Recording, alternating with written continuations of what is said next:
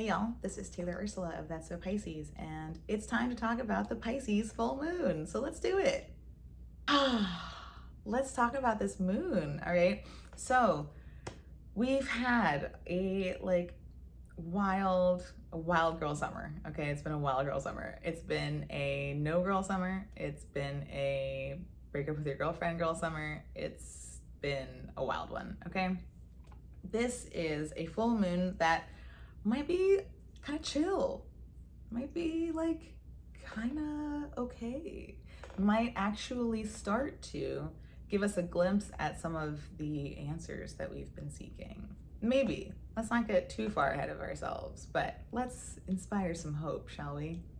So full moons are said to be about celebration, and this one may feel like a chance to actually celebrate something. At the end of the week, we'll have Venus stationing direct. Yay! Okay, so we're finally done with this underworld journey. At this full moon, we are wrapping things up. We are feeling Venus slow once more. And we are also in the deep slowness of Jupiter, who will station retrograde the day after Venus stations direct. Because why not? Okay? So Jupiter is ruling this full moon just like it ruled the Sagittarius first quarter moon. And so there are some things that are starting to slow down, but are starting to yield something of some kind. Super vague, I know, but where this is in your chart will start to show you what Jupiter is kind of doing from this Jupiter place. So Jupiter can see the Pisces house in your chart where this full moon is happening, but it can't see the Sagittarius house of your chart where that first quarter moon took place. So this may be a time where we're actually starting to get a sense of, oh, this is what's in front of me right now. We've been waiting for a bit of that, I think. So I find it refreshing and promising to have some offered to us. Maybe not all the answers, right? Jupiter's going to station direct. But Jupiter's retrograde is a bit different than the kind of personal inner planets. Jupiter really has us reviewing some of the opportunities that have come up in its time in Taurus, some of the responsibility that comes with those opportunities, some of the benefits of playing a role, some of the expectations that we've had about how things will play out. Jupiter reviewing these things may have us kind of getting more practical. We know Jupiter can be a little inflated about things sometimes. So being retrograde in Taurus, now that Venus is about to be direct and ruling Jupiter, may bring us down from some loftiness about everything that's been up in the air, right? It's usually a spectrum of expectations. We're like, it's going to be terrible. And then we're like, it will be everything I dreamed of and tenfold. And we can kind of scale this back a bit, and I feel like we can also then begin to get a sense of, okay, what are the things that I thought would go wrong that didn't? Okay, let me find maybe like a neutral place where I can start to assess what I actually want to dedicate myself to. Jupiter can be about taking on responsibility, not dissimilar to Saturn. It is a role that Jupiter gets to play in a sense of leading others and sort of modeling for others what we're implementing here. So there may be an opportunity to look at whatever that looks like for us right now and think about, okay, this is a responsibility that will also feel good for me and allow me to demonstrate something outwardly for other people. Kind of like when we see court cards in the tarot. So okay, some things kind of coming to, maybe not fruition, but coming to a place of acknowledgement, coming to a place of being settled, perhaps. This moon will meet with Saturn before it's full. So it's kind of nice to get that meeting with before we have the big ripe fullness of the moon. And with the moon meeting Saturn rather than squaring it as it did last week at the first quarter moon, we may be able to embrace some of the limitations. We may be able to make peace with or reconcile whatever blockages, real or perceived, internal, outternal, internal, external, whatever those Saturn limitations have looked like. Maybe the moon here becoming full, and also becoming full after this meeting again, is able to sit with Saturn, meet with Saturn, acknowledge what we've had to endure in this time, and kind of, again, zoom out and see the big picture. See how those limitations played a part in how we arrived here. See how those blockages maybe needed to play a role in what was happening, even if they were frustrating at the time. A few hours after the moon is full, it will oppose Mercury, who is currently retrograde in Virgo. So this may be a time where we're able to make some words actually happen at this time. We're gonna be expressive now. I always come back to Taylor Swift when I think about the moon opposite Mercury. It's very much able to see the emotions that are taking place and speak them in some capacity. Now, Mercury is retrograde, so maybe we aren't so immediately expressive. The moon in Pisces likes to fantasize and envision first, so maybe it's not external conversations that we're having. Maybe it's not things set in stone that we're trying to express in a firm way. It may be more a curiosity about whatever Mercury is currently reviewing, reassessing, just going back over at this time, and what fantasies or visions that might open up for the full moon. Things to think about. Okay, let's go ahead and pull some cards. We will review what we started with at the Leo new moon, what unfolded and kind of began to gather steam at the Sagittarius first quarter moon, and then we'll pull and see what the Pisces full moon is bringing to culmination for us now. See you in a second. Okay, here we have our Leo new moon line, followed by our Sagittarius first quarter moon. If you missed either of these, go ahead and check them out now, get caught up, and then meet us back here, and we will pull our Pisces full moon cards. Okay, let's go ahead and get started. All right, so if you've been keeping track, maybe you've downloaded the moon phase tarot spread PDF that I mentioned in last week's video. You may know the prompts that we are pulling today. We are checking in about a situation culminating now. What is coming to a head at this time? How we can make space for this situation or revelation. What we are able to celebrate in the light of this moon, and what we are able to begin releasing as the light of this moon begins to wane. All right. You know, once the moon is full and we see what has come to be, we begin to think about what no longer needs to be, what never was, all of those fun things that we really process in full in the third quarter moon. So, okay, let's see what we got here. Okay, a situation culminating now. How we can make space for this situation or revelation. What we are able to celebrate. What we are preparing to release. Okay. Okay. Well, looks like Saturn vibes are strong here. So before I said, I know I said this would be a chill moon, and I really just meant that in the things slowing, that we would kind of start to see things as they lie, perhaps just see things for what they are at this time. And this Five of Swords is making me think about what I shared about kind of just accepting or acknowledging what we've had to take on or endure or navigate at this time, whatever those Saturnian blockages have been, whatever that weight has looked like. And so the situation culminating now may be that things are at an impasse, or that things, again, just are kind of what they are. No one really wins in the Five of Swords, right? We all end up walking away. Fives are about conflict.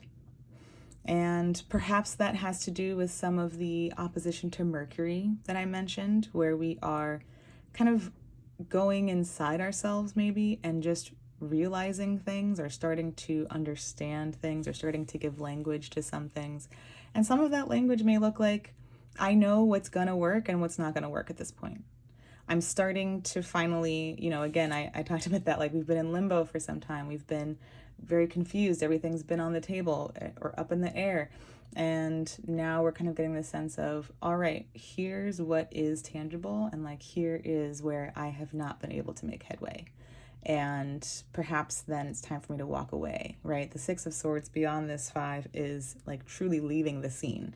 Here in the five, we're kind of just walking away from the immediate battle, recognizing that nobody really wins. The moon is rising, the sun is setting, and we're kind of just getting this sense of, okay, we've done as much as we can here. We've spent all day at this. We've thrown our swords in, and this is it. This is it. And so I can't move forward with this anymore. It's time for me to maybe eliminate some of those things. Kind of like what I said about with Jupiter as well, preparing to station retrograde. Just getting a sense of, all right, this you shall not pass, right? How we can make space for this situation or revelation is to continue to defend what is happening, what is working.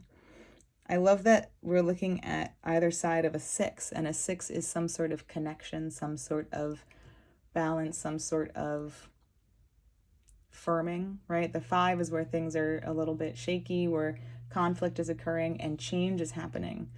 And so on the other side of a six moment, whether it be pentacles or cups or wands or swords, we are emerging from that kind of balance setting place to spring back into action. So if we think about the Six of Wands before this seven, there's a celebration, right? And so maybe we don't have that tangible celebration at this moment. Venus is still retrograde, even though she'll be direct days after this full moon. But we do see a line here of, if I'm recognizing what is at a standstill and what is not going to move forward in a way that I hoped or expected or desired, then it's time for me to turn my attention to what I do have that is thriving, that I am able to defend and stand up for at this time. What we are able to celebrate in the light of this moon. Okay. The strength that we've developed in having to endure what we have, right? We know we've talked about the Suit of Swords and how it's the most difficult, and it grows harder as we progress into the suit. By the time we reach the Queen, we have sought out truth. We have done the work of pushing through the old previous boundaries around our experience, right? Our self-knowledge and what we consider to be the truth that we are currently living within or working with in our minds, in our reality. And so this Queen is someone who has, yes, absolutely, some grief about this process, because again, it is difficult. Things are lost when we talk about swords, right? Things are lost when we ascend this pathway and do that difficult work of getting a grasp of what it is we understand and why, and what kind of power that mentality has in our lives or over our lives. And so this may feel like kind of an interesting, we'll put celebration in quotations, but the Queen of Swords is absolutely an important milestone. I think we all navigate some sort of Queen of Swords moment, right?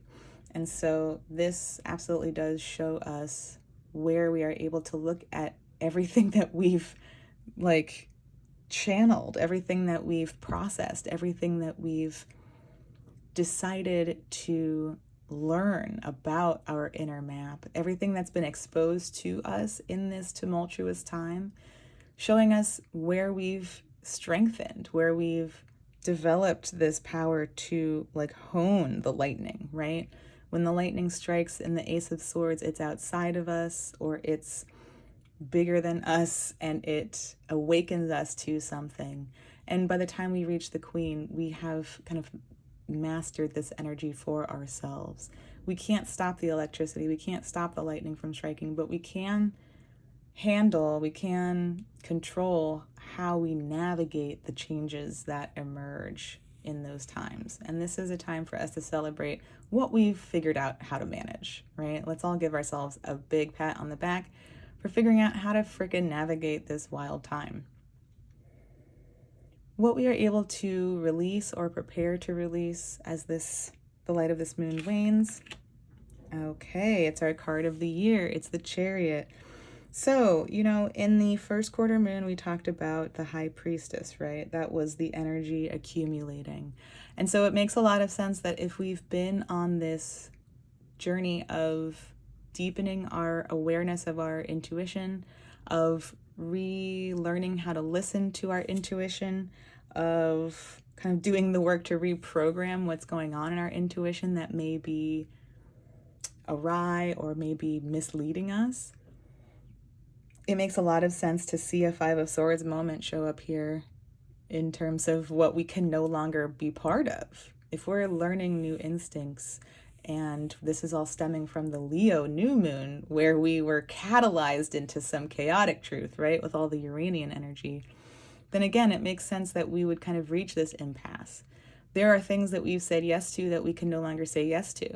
We've been talking about that since July, when the nodes moved and the South Node took up the house of Libra, wherever that is in our charts.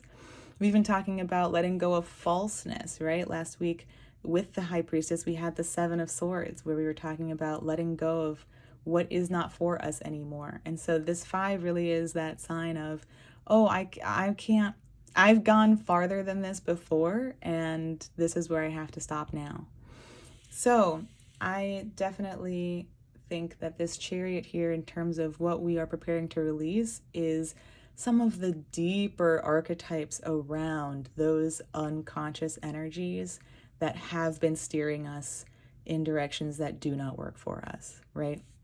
If you've watched my monthly videos, we've been pulling all of our cards underneath the Chariot. We are more than halfway through the year, and we are approaching eclipse season. I know, sorry, summer's not over yet, but it's in the distance, it's on the horizon. And so this actually, again, this isn't necessarily the most pleasant. No one loves the Five of Swords, but we do see igniting that passion to stand up for what we do know is ours to defend, right? And so I see these kind of acting as the dual processes happening within the Chariot.